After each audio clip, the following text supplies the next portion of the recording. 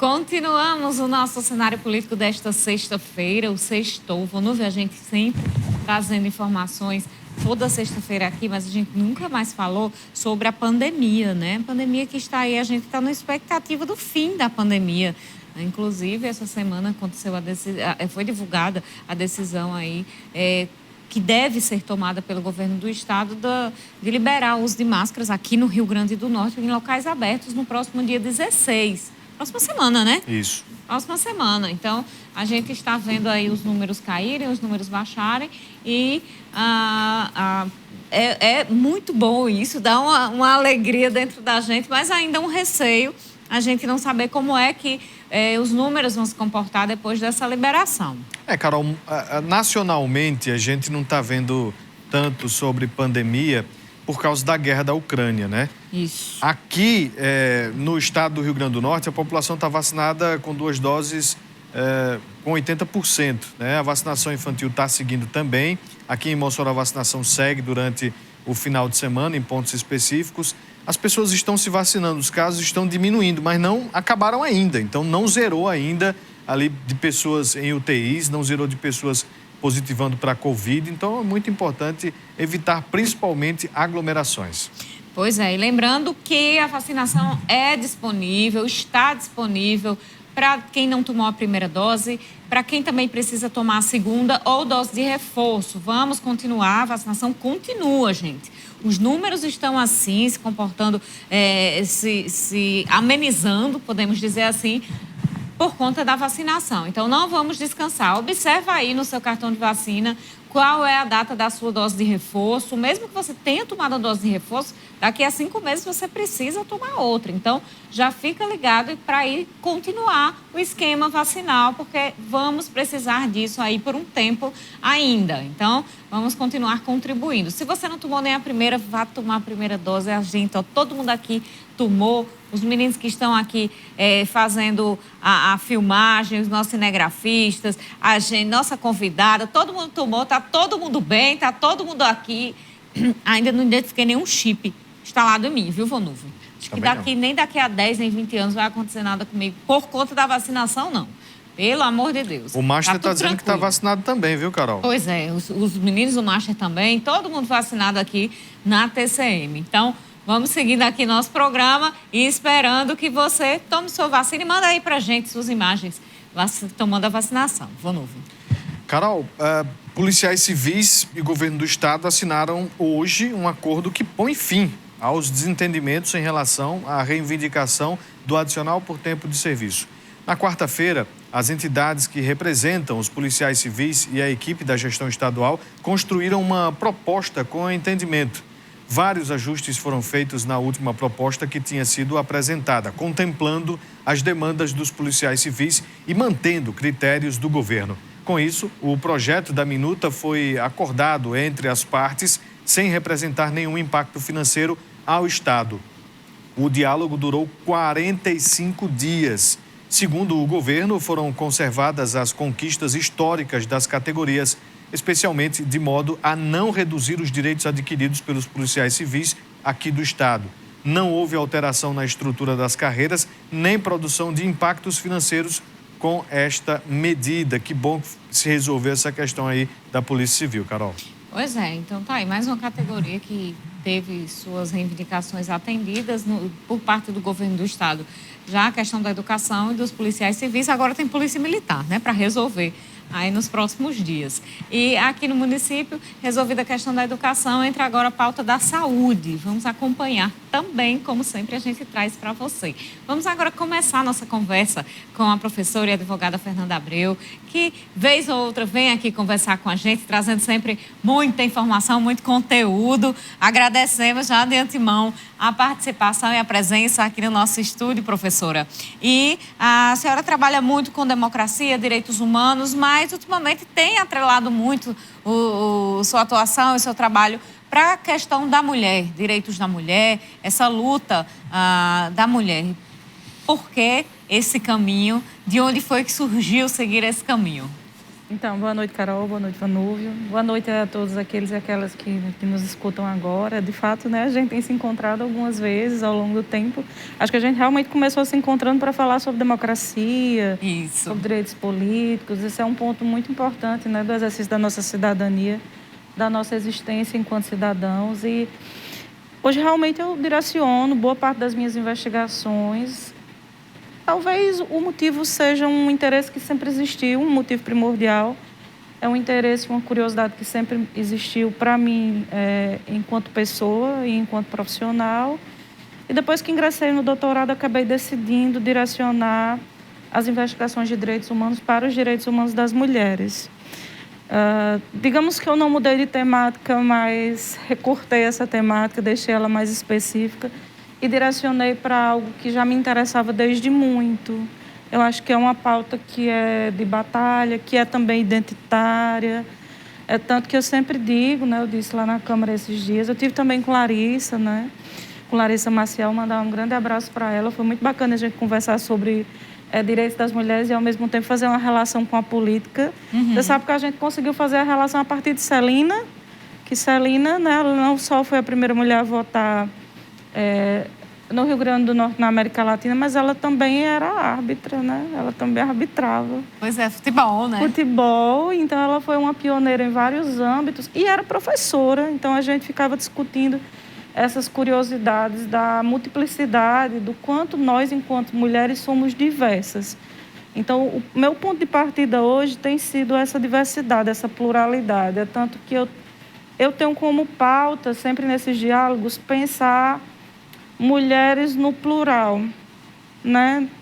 Abandono um pouco aquela ideia da mulher no singular, para a gente deixar de imaginar que há uma categoria mulher muito fixa, muito rígida, e que toda e qualquer mulher tem as mesmas características, vivencia a realidade da mesma forma.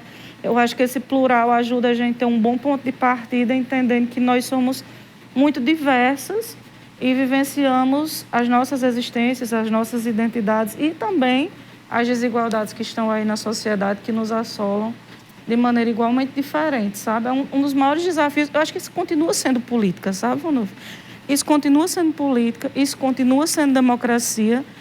É muito bom a gente estar aqui no cenário político. Eu queria ressaltar, não deixa de ser política. Sim. Porque não existe um país, você não pode falar em democracia, você não tem como falar em efetivação de direitos humanos com tanta desigualdade que existe na vida das mulheres no trabalho, nas violências, sabe? Nos direitos sexuais e reprodutivos.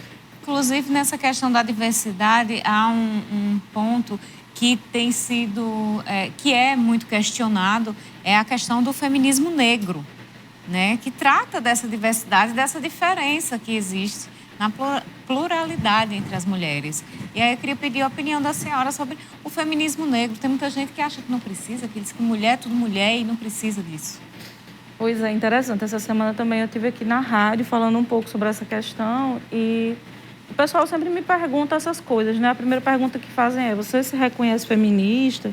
Você se declara uma feminista? Eu disse, sim, eu me reconheço, né? Feminista nem sempre foi assim, mas eu me reconheço feminista, me declaro como tal. E outra palavra que a gente precisa usar no plural, sabe? É a questão que a gente já está sempre feminino. Na verdade, são feminismos. Mesmo quando a gente fala dos feminismos negros, eles têm variantes. Como eu disse, mulheres distintas, com pautas distintas, mas igualmente importantes para o nosso avanço da luta contra a desigualdade. Eu acho que os feminismos negros, eles são muito, muito, muito mais que importantes, eles são essenciais, porque eles quebram uma ideia, né, em vários sentidos, uma ideia muito elitista sobre os feminismos, né? Uma das ideias sobre a origem contemporânea dos feminismos está na luta das mulheres pelo direito ao voto. E se diz muito, né, se reconhece que, historicamente, a luta pelo direito ao voto é muito associada àquela luta para o trabalho, né, para a mulher sair para trabalhar fora do lar. Então, essa luta hoje, existe uma crítica muito válida dos feminismos negros, no sentido de que esse feminismo é um feminismo essencialmente branco, de pautas de mulheres brancas com uma determinada classe social, e é dito com muita justiça que as mulheres negras sempre trabalharam, só que predominantemente nos espaços privados, em locais invisibilizados. De fato, hoje, se você for olhar as estatísticas do trabalho doméstico, a predominância no trabalho doméstico é a predominância do trabalho de mulheres pretas, sabe? Então, a gente tem uma feminização da pobreza, que agora a nossa pobreza se agrava. Você veja, politicamente, o que agravar a pobreza impacta na vida das mulheres? Como a gente tem um fenômeno da feminização da pobreza, as mulheres são mais pobres nas nossas sociedades. E as mulheres pretas, elas são mais pobres ainda. Elas são mais vítimas dos feminicídios, elas são mais vítimas da objetificação, dos crimes sexuais. Então, veja que os feminismos negros, com essa crítica que eles fazem a esses feminismos iniciais, né, considerados teoricamente brancos e elitistas, ela contribui para o avanço dos movimentos e continua contribuindo. Porque nós temos um país e um mundo ainda muito racista. Qual a observação que a senhora faz da aversão que existe, tanto de homens quanto até mesmo de mulheres, com relação ao feminismo? A gente ouviu aqui mulheres ao longo da semana que elas reforçavam é importante a união das mulheres, é importante este lado feminista de defesa das mulheres. Por que existe tanta aversão ainda? Olha, eu acho que existem várias pré-noções sobre o que é ser feminista. Mais uma vez, não existe só uma forma de ser feminista, certo? Mais uma vez, não existe só um feminismo, há vários feminismos. Então, você fala dos feminismos de inúmeras ondas, primeira, segunda, terceira onda, do feminismo negro, dos feminismos decoloniais que hoje tentam desconstruir aquilo que a colonização, né, destruiu em termos de construção histórica da nossa sociedade, do feminismo negro realmente que tenta, que impunha a batalha contra o racismo e os efeitos dele na vida das mulheres negras. A gente pode falar do ecofeminismo, né, que é uma forma muito, muito potente de trabalhar os feminismos associados à defesa do meio ambiente e de uma sociedade realmente mais equilibrada nessa perspectiva. A gente pode falar do transfeminismo, que é muito trabalhado com as mulheres trans. São muitas possibilidades de defesa de direitos e de pautas, mas o que elas têm em comum é um combate muito forte às desigualdades que assolam a vida das mulheres. Eu gosto sempre de dividir em alguns eixos, mas isso é uma forma muito minha de dividir. Então, eu trabalho muito sobre a perspectiva das interseccionalidades, que vai tentar compreender como essas diversas desigualdades se relacionam e impactam na vida das mulheres. A questão das violências, a questão dos direitos sexuais e reprodutivos, né? A questão das violências, acho que já falei, dos direitos sexuais e reprodutivos, a questão das mulheres na política e a questão das mulheres no trabalho. Esses são os eixos que normalmente eu investigo e a partir dos quais eu trabalho. Você tem movimentos feministas aí elaborando em várias dessas perspectivas. Por exemplo, no eixo trabalho, os feminismos marxistas são muito importantes, mas os feminismos marxistas, eles são críticos à própria ideia marxista inicial, que tem algumas limitações com relação à compreensão da realidade das mulheres. Por exemplo, a invisibilidade do trabalho doméstico. A ideia que a gente tem socialmente de dizer, se você trabalha, sua mãe trabalha, e você diz assim, não, minha mãe é do lar, minha mãe não trabalha. Mas o trabalho realizado no âmbito doméstico é um trabalho com os afazeres domésticos e de cuidado, que as mulheres desempenham o dobro de horas que os homens desempenham. Esse é um trabalho essencial para a vida em sociedade. Sem ele, você não vive. Sem a sua roupa, sem a sua comida, sem um lar para voltar, sem um espaço para estar. Quando você adoece, você precisa de alguém para cuidar de você. Para você estar aqui, para a Carol estar, para eu estar, tem alguém cuidando disso para a gente. Então, assim, isso tem a ver com trabalho, e é trabalho, mas é invisibilizado. Por que é invisibilizado? Né? Então, os feminismos, de maneira geral, eles fazem a crítica a diversos eixos de como a desigualdade acontece na realidade e na vida das mulheres. E eles são mesmo muito importantes, mas há muitos mitos sobre ele. Um dos mitos é que você ser feminista é você se opor à condição dos homens de protagonistas na sociedade. E isso rende muito problema. Não é sobre isso. Nós queremos desconstruir desigualdades. Pelo contrário, a gente quer construir uma igualdade real. Construir espaços, quando a gente, por exemplo, na política, 15%, Carol, nós só 15% estamos lá. Ou seja, as pessoas que estão dizendo como nós devemos viver, certo? São homens. 85% das pessoas que estão definindo como nós devemos viver são homens. Isso é justo? Então... Próximo bloco a gente vai falar um pouco mais sobre isso. Tem muita coisa para conversar e pouco tempo. Vamos para o intervalo, daqui a pouco a gente volta.